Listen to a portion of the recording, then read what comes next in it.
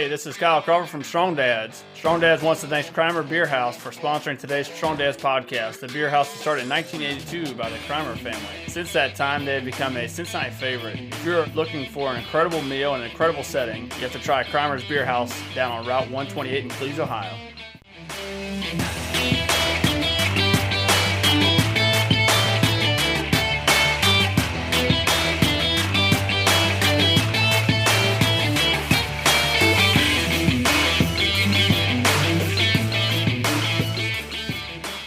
Welcome back to Strong Dads, guys. What's going on today? Here with Merle, and we got a special guest in the house. Pretty excited about that.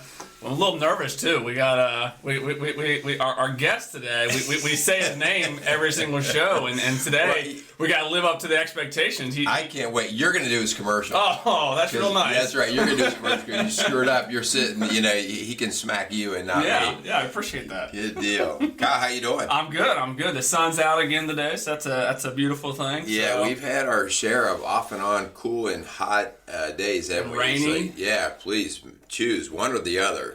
What's it like out in God's country, out in Indiana? Is it still rain out here? Yeah, we had a rainy couple of days, but you know, it's God's country, so what else can you do? It's beautiful. Good. Yeah. Cool. That's awesome. So you still working and everything? Yep. Okay. So I'm off all next week, so I got my week off again next week, so I'm looking forward to that. Yeah, another week off. Off, so it's a good thing. Gotta love being a fireman. I know, it's a good thing. Well, hey, we do want to talk today that we have our special guest that we have brought in, and not only is he our special guest, but he is one of the sponsors of the Strong Dads podcast. And so there's a reason why he's coming in today to be a guest, because besides being a local business owner and able to help and support our ministry here, he also has a story about fatherhood that is just pretty incredible. And so that's why he's going to be a guest on our show today and share a little bit of his walk through life and fatherhood, both being fathered and now fathering, and just what we can glean from that. So we would like to welcome Jim Mansfield into our show today. Jim, how are you today? I'm doing great. How are you guys doing? Doing well. Well. Yeah. So thanks for coming in and joining us today. And before we get into too much of our story, we want to always cover our commercials, our sponsors. And so, Kyle, I'll be nice. You can go ahead and do Crimer's. Yes, Strong Dads definitely wants to thank Crimer's Beer House down on Route 128 for coming alongside and sponsoring today's Strong Dads podcast. The Crimer's Beer House was established in 1982 by the Crimer family, and since that time, they've definitely become a Cincinnati favorite. So right now, more than ever, definitely continue to go down there and check out Crimer's Beer House down on Route 128. All right, that sounds great. Okay, we also want to thank Mansfield Insurance Agency, located in Bright, Indiana, for sponsoring today's Strong Dads podcast. Established in 1981, the Mansfield Insurance Agency has been dedicated to the individuals and businesses in Bright, Indiana, serving clients throughout Indiana, Ohio, and Kentucky. So, as the sponsor is here, thank you, Jim, very much for your help and support. You're welcome. Jim, how did he do? Did he do okay? Did he do all right with the advertising? All right. Yeah. I'd rather had you. But, I appreciate that. You're a little more enthusiastic. Oh, I appreciate that. Gosh, it doesn't take long at all, and all of a sudden I feel ganged up against it. All right, so we are going to get right to just some background. For Jim, we're asking that you would tell your story a little bit, and maybe just before we get there, maybe if you would just give us a little brief background on who you are today, your family that you have today, and then let's talk about what you came from. Okay? Yeah, I'm a business owner, a former school teacher. Did that for about 3-4 years and got recruited into the insurance industry. And about that same time, my wife and I started to have a family. Today it's grown to 6 kids, 4 grandkids. And my wife's retired. She's a former school teacher as well. Business is keeping me hopping. We got 6 employees. So we're very busy, although I'm getting ready to retire maybe soon. What's the definition of soon for you? Because I can't even imagine. 2-3 years, maybe. Okay. It keeps stretching out there, you know. Yeah. January, it's going to happen anytime, and then about May, it can last another year or two. So as the calendar turns, it always changes. But other than that, just very active. Love my hobbies of golf and skiing and snow skiing. So, you know, the business really keeps me busy, though. So, how long have you been doing the insurance? 40 years plus. wow. I did 2 years working for a company and then went out on my own. Okay. Yeah. Good for you. That's awesome. And I think it's just worth mentioning too that you know, Jim, you've had not just a successful business, but you've been a very large supporter of this community here in Indiana, Southeast Indiana, mostly Bright, what we would call Bright, Indiana. You've been a very big, strong supporter of this community. People trust you and rely on you, and so there's a lot of just integrity that you bring to the table, and we just want to thank you for that. Yeah. But integrity doesn't just happen, right? And Right. and running a good business and being a good father. I mean, 6 kids, and I'm sure they weren't all perfect little angels. They were just like their dad. They're just honoring like their dad. Yeah. And so, you know, let's talk a little bit about, and this is just the intriguing part for me. Tell us a little bit about your story and your upbringing with your father and all of that. Well, my biological mother passed away when I was 3. I have very few memories of her as a 3-year-old. You can't go back too much farther than that in the memory banks. So it wasn't a traumatic thing, although I'll get to that in a minute. My biological father never really existed for the most part, and once again, I'll explain that. So I grew up in a foster home, but it was a unique foster home. They were good friends of my biological parents, and they were my foster father was 68 at the time when I came into his life. So he was, let me get this straight, Yeah. he's 68 Yes. and you're 3. Yes. Wow.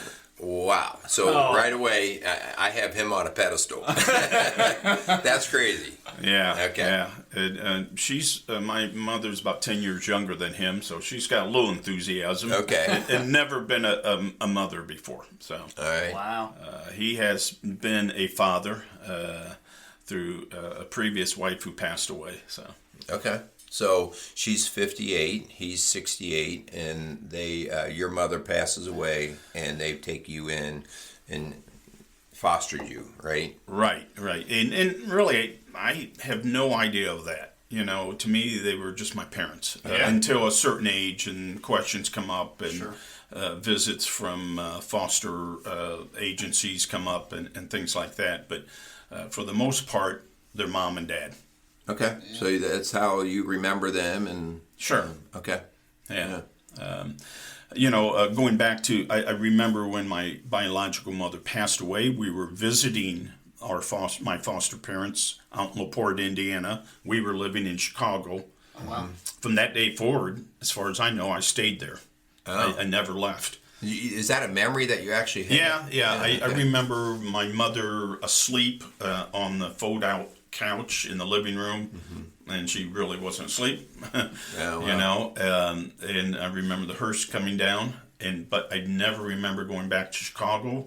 My sister, who's 12 years older than me, said we just stayed there, and it was arranged somehow, miraculously, I would say, that these people got to foster my sister and I. Wow. And that's your biological sister? Yes. Okay, Yeah. gotcha. And but she's 12 years older than me, so Sure. she's 15. Okay. And she only stays in the home for about 2 years, marries a military guy, and they go off to Biloxi, Mississippi. So basically, my parents raised me as an only child. Gotcha. Yeah. Yeah. So, all right. Basically, the way I'm kind of looking at it is now you're being raised kind of by like almost grandparents in terms of age and energy levels and just their connection to children. So, how's that go? I mean, the early years, my father worked in Chicago. He'd commute, so he wasn't home on the weekdays. Okay. He was home on the weekends. I can't remember how many years that was, but I would think only till he was 70 and a half. And Sure. I would think they said, okay, enough, Right. you're not working anymore. And so then I remember him being retired and being at home. So I'm guessing I'm 5, 6 by then. Yeah, still a little kid, really. Yeah, still a little kid, not many memories, other than just playing a lot, Yeah. So what kind of dad was he? Very quiet. He was Swedish. I say that because he just came across as a very reserved person. Sat in his chair, always wore a suit if he went out. Was very disciplined. He would pray every day at the same time, read his Bible every day at the same time, yet never mention religion or church to me. So, Wow. So was he one of your first kind of exposures to faith? yeah, I would say so. Just watching that every single day. Once again, never said anything to me about it. It was just his discipline.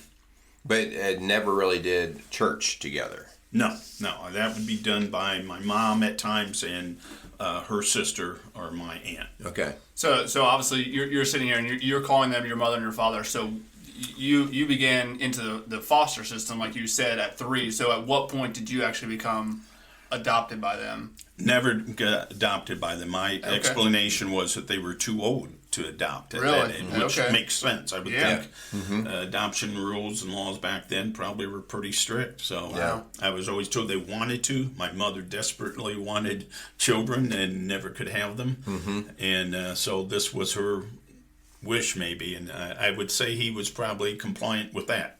Yeah.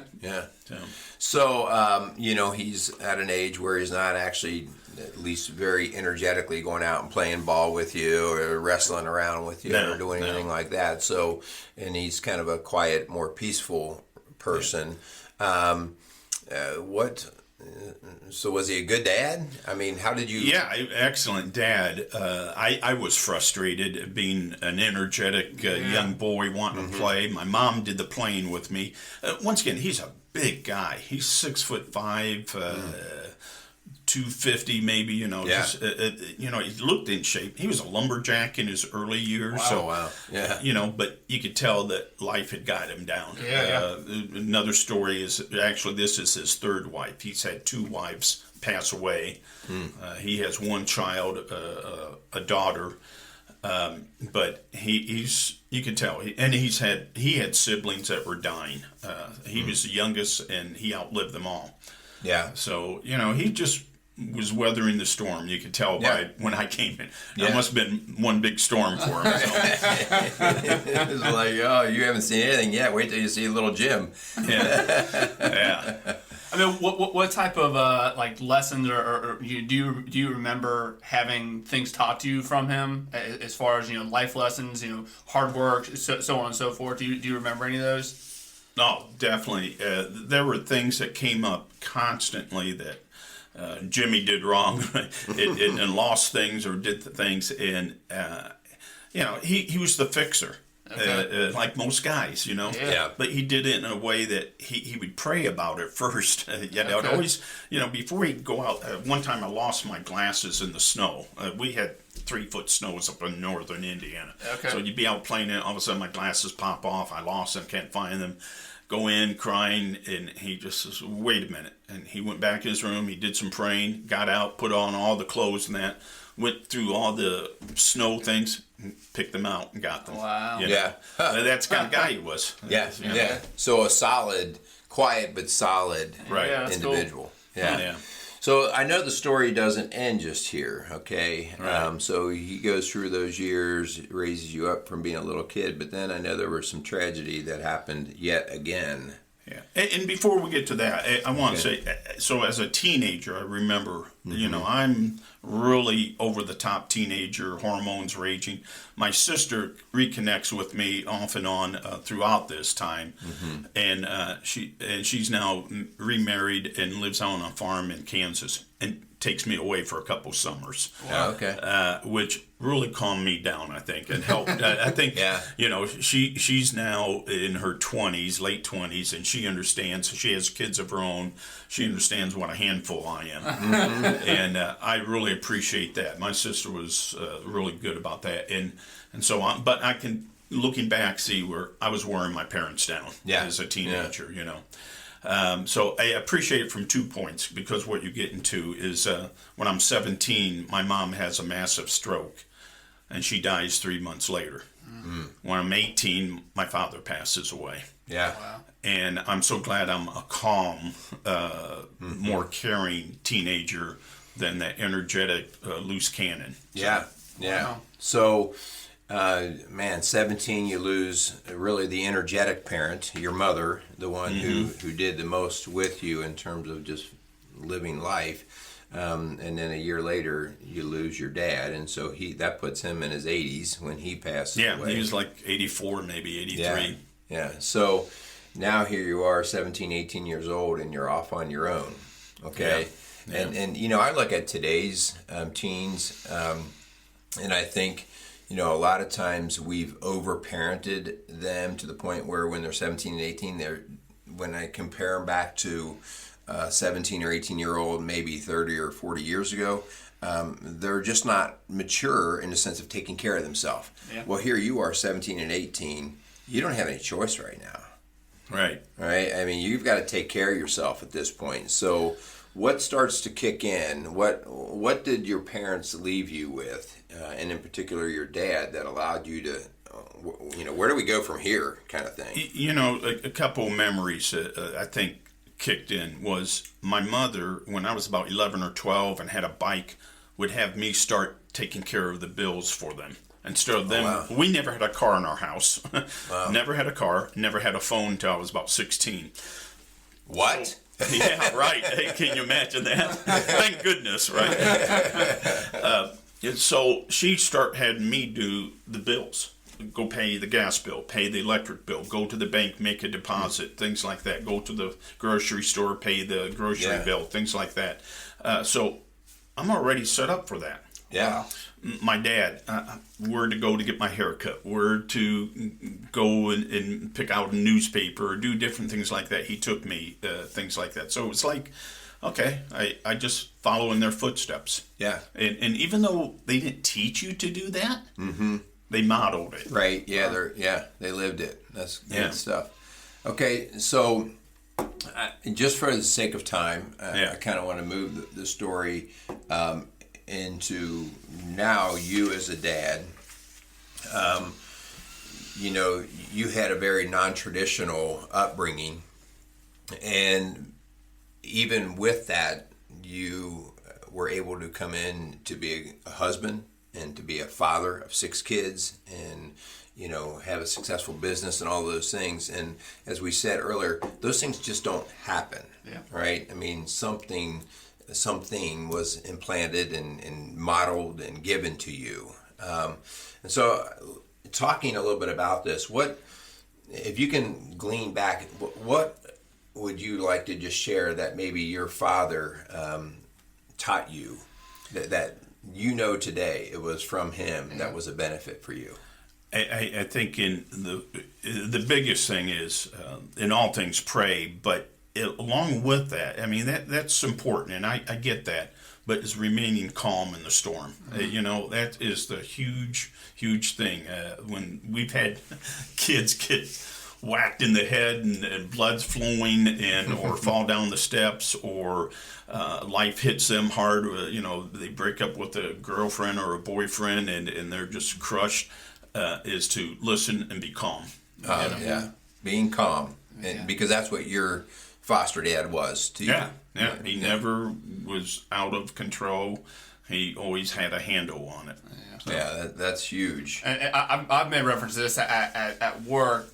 Some of my best bosses that I work for are some of the calmest people and what that does for a whole crew. Just like you were saying, I'm sure for your household, having a dad that is calm, cool, collected, what it sounds like in every situation, what that does, especially as a kid, that you were saying, kind of wild Mustang. I think you used that before, right, Merle? Yeah. That idea that for a kid like that to have a stability of something just so calm, just this that even in the storm, something that you can lean on, and being the head of the household, just how powerful that can really be for you. Yeah. Two other instances as in my childhood that I think is important for parents today, and that's this. Both my parents basically told me goodbye, knowing they were dying, and told me how much they loved me, and that's going to be okay. My mother at Christmas time grabbed a hold of me. She knew she was failing in her health and told me how much she loved me, and she didn't want to leave me, but that I'll be okay. Yeah. My father did the same thing in a hospital visit 2 days before he died. I can't tell you what I think that does to a person, once again, to create that calm. I'm waiting. The storm's blowing through me, but I'm waiting. Okay, they said it's going to be okay. Yeah. They did not come across as being panicked. Right. They were reassuring. Right. And that had a lot to do with faith, right? That they had a greater picture in their mind of how things were going to turn out. Yeah, That's, for sure. That's huge. So, Jim, in talking, we're talking to strong dads here. One of our things is always trying to challenge our dads out there to make them better, being dads and husbands. And a lot of our guys that listen are middle-aged to younger dads, just trying to get a step up on this whole fatherhood thing. Gleaning from what you had as a father experience to what you have done as a father, what's one message that you would like to tell our young dads? Like, hey, if you could do only one thing, this is something you might want to consider. Yeah, a biblical word here, persevere. Don't give up. Don't. I think we're given the wrong message, especially our kids. They're going to tell us, hey, you're not good, you didn't do this right, and yet I know by watching the long story and seeing the end of the story that, hey, keep at it, don't quit, and I think that's the biggest problem today. They want, that didn't work, I'm going to try something else. No, just keep doing what you're doing. Yeah, that's great. Now, how does that, we're obviously here at Strong Dads big into obviously the family life, but I also feel like something Merle and I talk a lot about it is just being a strong man, and obviously you spent 40 years in the insurance world. Like what are some things as far as advice for people early in their career, middle of their career, late into their career, what are some things that you would kind of part some wisdom in that aspect as well? It's just once again, stay calm, keep the course. I remember when I first started my business, somebody told me it's going to take 5 years, 5 years to turn it over and be successful. Wow. That's a long time to wait as a young person trying to dream their dream, Yeah. But sure enough, after those 5 years, it clicked. Yeah. And I just kept busy, prayed a lot. God answered it in miraculous ways with us financially, things that I never would imagine I had to do, but I did. And I would imagine my foster parents went through the same thing. Oh, yeah. Sure. They lived on Social Security. And me. Yeah. Well, I just see what you're talking about there with that. A bit of the curse that we're into right now, as much as we like the benefits of technology, it has even brought forth more the instant gratification problem. Like you're talking 5 years. Jim, I don't have 5 years. That's what's running in my mind. Like if we started Rock Solid Families, it's amazing. We're 2 years now. But it's like, you're telling me I got 3 more years that I got to keep pounding this drum? And it's 5 years is nothing. Right. And our kids today think 5 years is an eternity because we're just so used to getting what we want now. Right. Yeah. So perseverance that's huge. Jim, if you could, when you look at a young man out there and he's walking into dadhood, what are some things that you see young men doing today that you would like to see? Let me give you some wisdom. That's probably not something that's going to benefit you? What's something that you would... The biggest thing I see is put those phones down. They have the phones and their kids. Now, they're playing with their kids, they're doing that, but they're grabbing the phone and talking to somebody or texting at the same time I always had my parents' undivided attention. Even though my dad wasn't active, he looked at me, he talked to me, he was not distracted.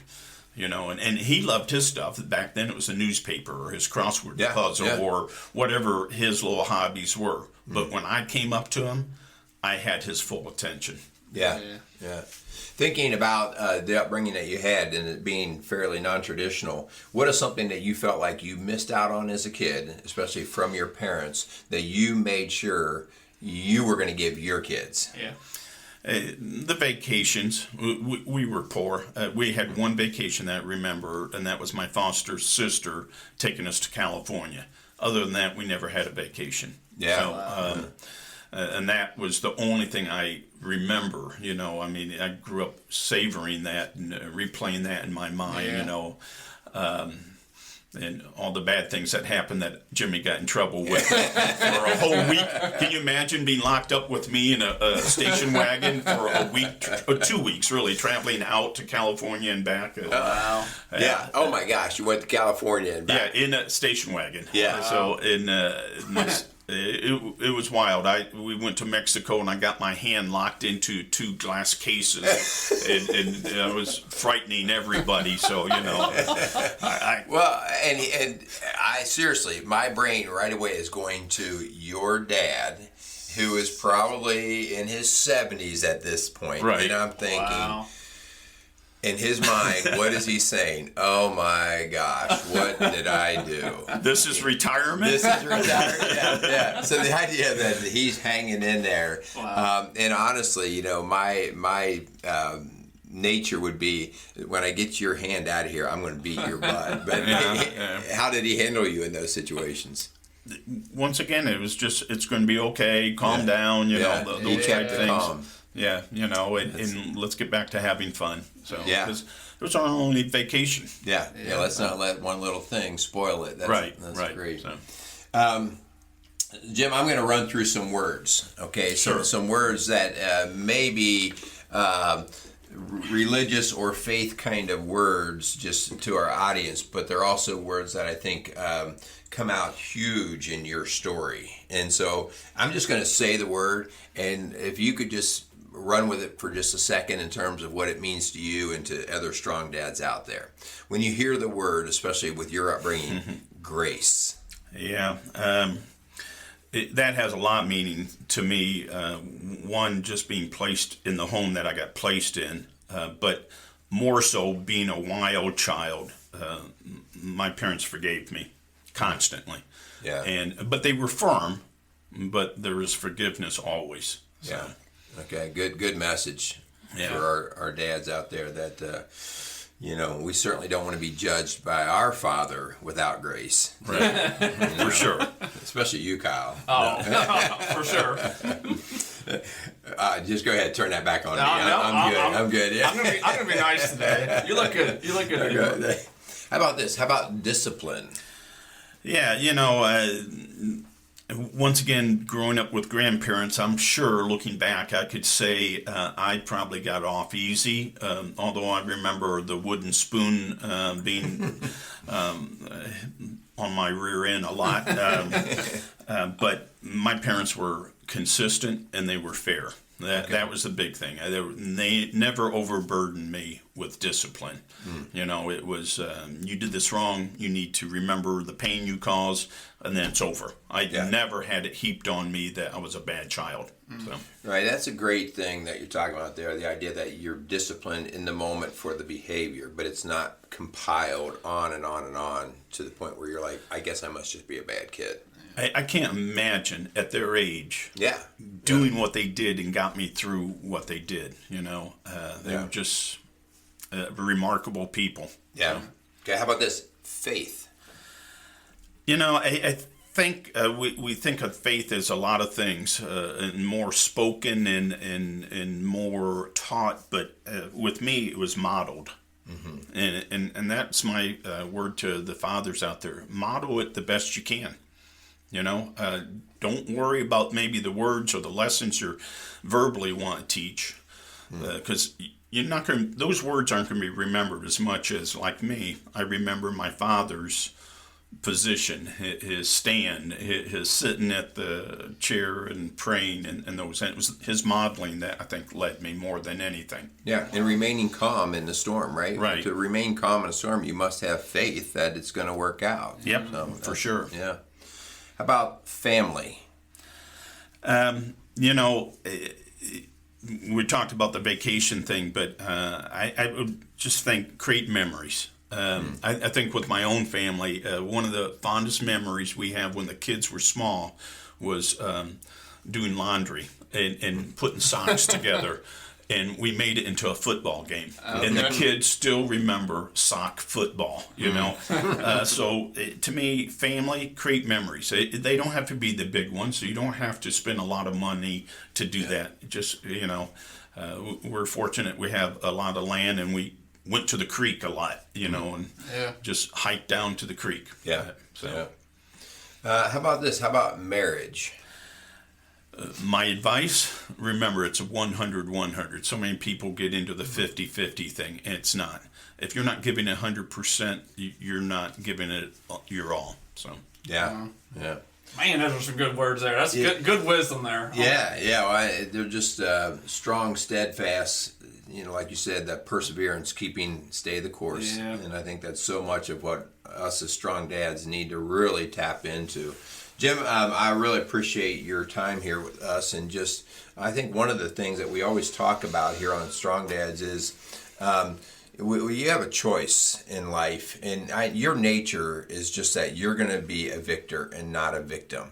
And you have every reason to be a victim. I mean, when you walk through this story, I'm thinking, why don't you just throw your hands up and quit, Jim? You're 3 and all this, and just you have every reason to feel sorry for yourself. But it's not of your nature, and maybe some of that is your biology, your genetics, but maybe some of that is the imparting that other people put into your life of saying, no, everything's going to be okay, we're going to work through this. So are there any final words or wisdom that you would like to impart to our strong dads? Yeah, after being raised and finding a beautiful, loving wife like I have, life still had its storms for me. Mm-hmm. Had cancer, stage 4 non-Hodgkin's lymphoma when I was 38. Wow. Welcome to the 40s. Yeah.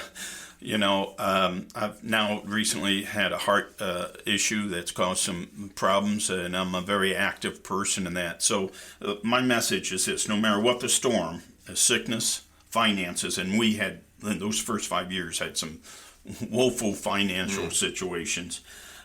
So no matter what, your work, your marriage, look for solutions and stay calm. Stay calm in the storm. It's going to happen. Some storm is going to hit you at some time. And just stand firm, believe in what the faith that you have, that you'll get through it.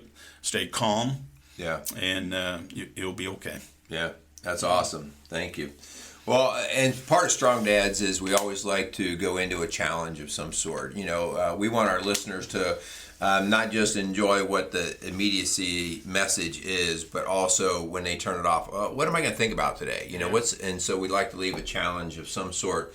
And Kyle, you want to run through our challenge? Yeah, heck yeah. So, I definitely think for all you strong dads to start to look at your experience growing up and kind of echoing on what you were saying, Jim, just that looking for solutions. So, obviously, some may say you were dealt a raw hand, but the idea that through all that, you had to find solutions. You had to continue to persevere, just like you've been talking about this whole time. I think it's really important to look at some of your experiences, whether it was what your dad was or was not for you growing up, and what you are or are not for your kids right now. Just the idea that we need to find solutions. I think that's a great takeaway for any strong dads out there. Just we can't throw our hands up. That's not what we believe here at Strong Dads. We believe you got to stick it out. You got to stay in, and find solutions. And being calm in that, I think, is so important.